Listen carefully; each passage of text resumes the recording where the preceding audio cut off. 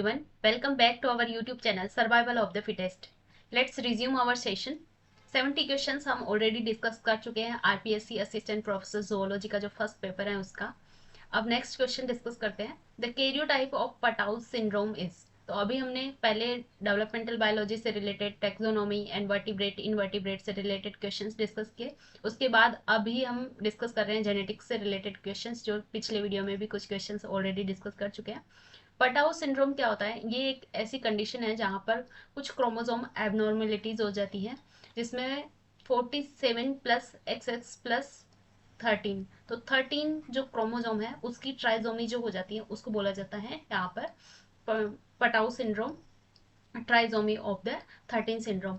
ये एक severe intellectual disability है जिसके अंदर कुछ पॉलीडेक्टाइली हो जाती है, या फिर पैलेट एंड लिप के अंदर कुछ क्लेफ्ट फॉर्म होने लग जाता है, एबनॉर्मलिटीज होने लग जाते हैं चाइल्ड के अंदर, एंड होलो प्रोजेंसिपेली होने लग जाती है, या फिर कॉन्जेनाइटल हार्ट या रीनल एबनॉर्मलिटीज होती हैं. तो इस टाइप की जो एबनॉर्मलिटीज होती हैं उसके अंदर 13 क्रोमोसोम्स जो है ऑटोजोम है वो एक्स्ट्रा प्रेजेंट होता है, जिसको बोला जाता है ट्राइजोमी ऑफ 13 क्रोमोसोम. तो फर्स्ट ऑप्शन यहाँ पर करेक्ट हो जाएगा हमारा.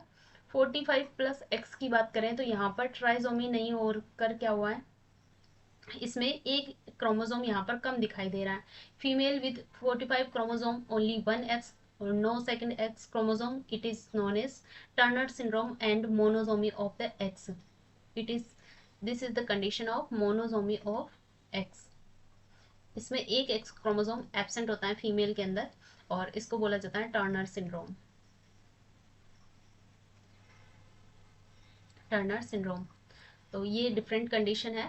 इसमें क्या होता है कि जो हाइट है वो काफ़ी छोटी रह जाती है, वेब्ड नेक हो जाती है, नेक के अंदर कुछ वेब प्रेजेंट रहता है, शील्ड चेस्ट होता है, स्ट्रिक ओवेरीज होती है, इनफर्टिलिटी वाली कंडीशन होती है. अब नेक्स्ट है 47 XY प्लस 21. तो 21 क्रोमोसोम अगर यहाँ पर ट्राइजोमी हुई है, 21 क्रोमोसोम यहाँ पर एक्स्ट्रा है, इस वाली कंडीशन को बोला जाता है down syndrome, trisomy of the 21, जिसमें इंटेलेक्चुअल डिसेबिलिटी होती है इसके अंदर भी, और एपिकेंथिक फॉल्ट्स होते हैं. तो इसमें काफ़ी ज़्यादा रिस्क रहती है ल्यूकेमिया या फिर अर्ली एल्जीमर डिजीज़, इस टाइप की जो कॉन्जेनाइटल हार्ट डिजीज़ भी होने के चांसेस रहते हैं. तो ये सारी सिंड्रोम के अंदर. उसके बाद 45 प्लस 45 एंड वाई क्रोमोसोम.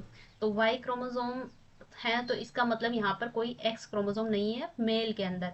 तो ये इस टाइप की जो कंडीशन होती है उसमें मेल जो है वो वाइबल नहीं हो सकते. ये काफ़ी एक लीथल टाइप का कैरियोटाइप है जिसका भी फीटस रहेगा वो जिंदा नहीं रहेगा, और एक क्रोमोसोम इसमें मिसिंग है. तो यहाँ पर जो कंडीशन है पटाउ सिंड्रोम वाली, उसमें अपना जो आंसर है वो हो जाएगा फर्स्ट नंबर. इसी तरह की एक और कंडीशन होती है जिसमें ट्राइसोमी ऑफ 18 क्रोमोसोम होती है, उसको बोला जाता है Edward syndrome. Edward, Patau and Down syndrome, इन तीनों से रिलेटेड क्वेश्चंस आते हैं. इसके अलावा टर्नर सिंड्रोम से रिलेटेड भी आते हैं. एक इसी तरह से क्लाइनफील्ड सिंड्रोम भी होता है. तो ये कुछ सिंड्रोम्स के नाम है जिनसे फ्रिक्वेंटली क्वेश्चंस पूछे जाते हैं सभी एग्जाम्स के अंदर. तो यहाँ पर हमारा आंसर हो जाएगा option number first. Next question is, in embryo of Drosophila the two proteins bicoid and hunchback regulate formation of. तो यहाँ पर bicoid and hunchback proteins किसके फॉर्मेशन को रेगुलेट करता है? तो जैसा कि हमें पता है ड्रोसोफिला की जो डेवलपमेंट होता है उसके अंदर 4 प्रोटीन्स काफ़ी सारी प्रोटीन्स यहाँ पर इंपॉर्टेंट रोल प्ले करती हैं, लाइक बाइकोइड, हंचबैक, नैनोस, कोडल. कुछ पेयर रूल जीन्स होते हैं, कुछ यहाँ पर होम्योटिक जीन्स होते हैं. तो जो बाइकोइड जीन है वो एक मेटरनल इफेक्ट जीन है, मतलब कि ये मदर की साइड से जो ऑलरेडी फॉर्म्ड प्रोटीन है उससे रिलेटेड है ये, और ये एक्सप्रेस होता है एंटीरियर रीजन में. इसका एक ग्रेडियंट फॉर्म होता है जो एंटीरियर टू पोस्टीरियर. तो ये एंटीरियर रीजन में सबसे ज़्यादा प्रेजेंट रहता है, और उसके बाद इसका ग्रेडियंट जो है वो धीरे धीरे इस तरह से कम होने लग जाता है पोस्टीरियर साइड में. और हंचबैक जो प्रोटीन है वो भी यहाँ पर एंटीरियर साइड में रहेगी, और इसका जो रेगुलेशन है वो बाइकोइड के थ्रू होता है.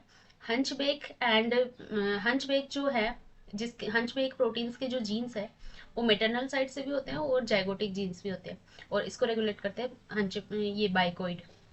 तो ये है इंटीरियर स्ट्रक्चर के फॉर्मेशन को रेगुलेट करती है बाइकोइड एंड हंचबैक. इसी तरह से होता है नेनोस एंड कोडल जीन. जो पोस्टीरियर साइड के फॉर्मेशन को रेगुलेट करते हैं। तो पोस्टीरियर साइड में आ जाएंगे नेनोस एंड कोडल जीन। इसके अलावा स्ट्रिप्ड पैटर्न जीन के लिए पेयर रूल जीन होते हैं, लाइक फूशी तराजू एंड इस टाइप के जीन्स होते हैं। इसमें एग्जांपल्स देखें तो इवन स्किप्ड और फूशी तराजू। और होम्योटिक जीन्स जो होते हैं वो रेगुलेट करते हैं विंग्स के फॉर्मेशन को, और ये काफ़ी लेटर प्रोसेस होता है, काफ़ी बाद वाला प्रोसेस होता है ये। और इसको रेगुलेट करते हैं होम्योटिक जीन्स, जिसमें होम्योटिक जीन्स जिसके अंदर आते हैं U B X gene, Antennapedia genes. तो ये जो होम्योटिक जीन्स होते हैं ये रेगुलेट करते हैं विंग्स के फॉर्मेशन को, और इसका डेवलप काफ़ी लेटर स्टेजेस में होता है। तो यहाँ पर आंसर हो जाएगा हमारा option number first. Next question is how many Barr bodies are expected in a human cell containing this type of the chromosome. So triple X and Y chromosome यहाँ पर दे रखा है। नॉर्मली कंडीशन में क्या होता है कि ह्यूमन सेल के अंदर एक्स एंड वाई कंडीशन होती है, वो मेल वाली कंडीशन होती है जिसके अंदर एक भी बार बॉडी प्रेजेंट नहीं रहती है। और एक होती है एक्स एक्स वाली कंडीशन, मतलब कि यहाँ पर एक बार बॉडी प्रेजेंट है। वन एक्स क्रोमोसोम इसमें इनएक्टिवेटेड फॉर्म में रहता है जिसको बार बॉडी बोला जाता है, और ये एक्स के फॉर्म में इसको डिनोट किया जाता है। तो one X and Y is the normal condition, और टू डबल एक्स है यहाँ पर, तो इसका मतलब यहाँ पर बार बॉडीज कितनी हो जाएगी, टू हो जाएगी। तो यहाँ पर आंसर हो जाएगा हमारा option number second. Next question is what is the outcome of Robertsonian translocation of genetic material in chromosome. So what is the meaning of Robertsonian translocation. Translocation क्या होता है कि एक जो क्रोमोसोम है, नॉन होमोलोगस क्रोमोसोम, उसका कोई part दूसरे नॉन होमोलोगस क्रोमोसोम पर पहुंच जाए, किसी वजह से चला जाए और वहां पर इनकॉर्पोरेट हो जाए, उसको बोला जाता है ट्रांसलोकेशन। रॉबर्ट्सोनियन ट्रांसलोकेशन क्या होता है कि कुछ एक्रोसेंट्रिक क्रोमोसोम्स लाइक 13, 14, 15, 21 एंड 22, ये जो क्रोमोसोम्स हैं ये एक्रोसेंट्रिक क्रोमोसोम्स है। एक्रोसेंट्रिक क्रोमोसोम्स क्या होते हैं या आप मुझे कमेंट सेक्शन में बताएंगे। एक्रोसेंट्रिक क्रोमोसोम्स के अंदर क्या होता है कि जो इसकी एक होती है शॉर्ट आर्म, एक होती है लॉन्ग आर्म, एक काफी शॉर्ट आर्म होती है, एक काफी लॉन्ग आर्म होती है, इस तरह से। तो टू एक्रोसेंट्रिक क्रोमोसोम्स जो है उसके अंदर क्या होता है कि जो दोनों शॉर्ट आर्म है वो दोनों एक दूसरे के साथ मिल जाती है, और दोनों लॉन्ग आर्म एक दूसरे के साथ मिलके मेटासेंट्रिक इसको बना लेती है। इस तरह से बिल्कुल मिड में सेंट्रोमियर आ जाएगा, मेटासेंट्रिक क्रोमोसोम बन जाएगा। और दोनों शॉर्ट आर्म है ये लॉस्ट हो जाती है यहाँ पर, क्योंकि ये बहुत ज्यादा छोटा होता है ये पार्ट, तो ये लॉस्ट हो जाता है, डिसअपियर हो जाता है। ओनली मेटासेंट्रिक वाला ये पार्ट रह जाता है, इसी वजह से जो 46 क्रोमोसोम की जगह यहाँ पर 45 रह जाते हैं ओनली। तो इस टाइप की जो ट्रांसलोकेशन होता है उसको बोला जाता है रॉबर्ट्सोनियन ट्रांसलोकेशन। तो इसमें क्या हो रहा है, formation of two acrocentric chromosome, acrocentric two chromosomes यहाँ पर फॉर्मेशन नहीं हो रहा है, उसका डिसअपियरेंस हो रहा है, मतलब कि एक्रोसेंट्रिक क्रोमोसोम के बीच में ये ट्रांसलोकेशन हो रहा है, तो इस वजह से ये ऑप्शन रॉन्ग हो जाएगा। Formation of one metacentric chromosome and one chromosome with two very short arm, ये बिल्कुल करेक्ट हो जाएगा। जो एक तो मेटासेंट्रिक वाला क्रोमोसोम बना है और one chromosome with very short arms, ये शॉर्ट आर्म वाला बना था। Formation of one metacentric and one acrocentric, नहीं एक्रोसेंट्रिक यहाँ पर फॉर्म नहीं होता है। Formation of two metacentric chromosome, no, only one metacentric chromosome, इस वजह से यहाँ पर हमारा सेकंड ऑप्शन करेक्ट हो जाएगा। तो रॉबर्ट्सोनियन ट्रांसलोकेशन क्या होता है, जिसके अंदर एक्रोसेंट्रिक क्रोमोसोम्स के अंदर इस तरह का ट्रांसलोकेशन होता है, जिस वजह से एक क्रोमोसोम यहाँ पर पूरा डिसअपियर हो जाएगा, और जिसकी वजह से यहाँ पर 46 की जगह 45 क्रोमोसोम्स रह जाते हैं, तो उसको बोला जाता है Robertsonian translocation. Next question is which one of the following is not an example of aneuploidy in human.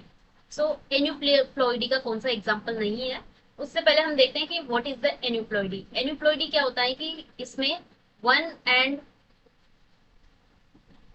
More chromosomes are missing, और addition or missing of one or more chromosome, means इसमें या तो एक या दो chromosomes का loss हो सकता है, या फिर इसमें एडिशन हो सकता है, गेन हो सकता है, तो उसको बोला जाता है एन्यूप्लॉइडी। इसमें होल सेट, पूरा सेट यहाँ पे डिफरेंस नहीं होता है, इसमें only one and more chromosomes are adding or losing, तो एक क्रोमोसोम या तो यहाँ पर लॉस हो जाएगा या फिर गेन हो जाएगा, उसको बोला जाता है एन्यूप्लॉइडी। एन्यूप्लॉइडी के एग्जांपल्स है लाइक ट्राइजोमी, टेट्राजोमी, इस टाइप के जो एग्जांपल्स हैं वो आते हैं एन्यूप्लॉइडी के अंदर। तो अब यहाँ पर ट्राइजोमी के एग्जांपल्स देखें तो मंगोलिज्म एक ट्राइजोमी का एग्जांपल है। मंगोलिज्म, डाउन सिंड्रोम को मंगोलिज्म भी बोला जाता है। और इसी, ये तो एन्यूप्लॉइडी का एग्जांपल है। इसमें पूछा है नोट एन एग्जांपल ऑफ, तो यहाँ पर एग्जांपल कौन सा नहीं है वो देखना है हमें।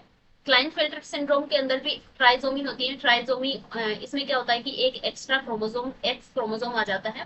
ट्राइजोमी ऑफ सेक्स क्रोमोसोम इसमें होता है 47 plus X X Y condition इसमें आ जाती है, जिसमें क्या होता है कि एक एक्स्ट्रा एक्स क्रोमोसोम्स यहाँ पर आ चुका है, तो उसको बोला जाता है क्लाइनफेल्टर सिंड्रोम, जिसमें ट्राइजोमी ऑफ एक्स क्रोमोसोम होता है। मंगोलिज्म में, डाउन सिंड्रोम में क्या होता है, ट्राइजोमी ऑफ 21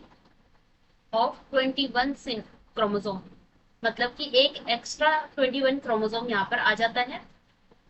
टर्नर सिंड्रोम की बात करें तो यहाँ पर क्या होता है, लॉस हो जाता है, एक मोनोसोमी हो जाता है। तो मोनोसोमी भी एक एग्जांपल है एन्यूप्लॉइडी का। तो मोनोसोमी में क्या होगा, इसमें क्या होगा कि एक एक्स क्रोमोसोम मिसिंग होता है फीमेल के अंदर, तो ओनली वन एक्स क्रोमोसोम यहाँ पर प्रेजेंट रहेगा। तो ये भी एक एन्यूप्लॉइडी का एग्जांपल है। ये तीनों ही एन्यूप्लॉइडी के एग्जांपल है। लेकिन फ्राई डू चेट सिंड्रोम में क्या होता है कि इसकी जो 5p आर्म जो होती है, 5th नंबर क्रोमोसोम की जो p आर्म होती है वो यहाँ पर डिलीट हो जाती है। मतलब यहाँ पर क्या हो रहा है,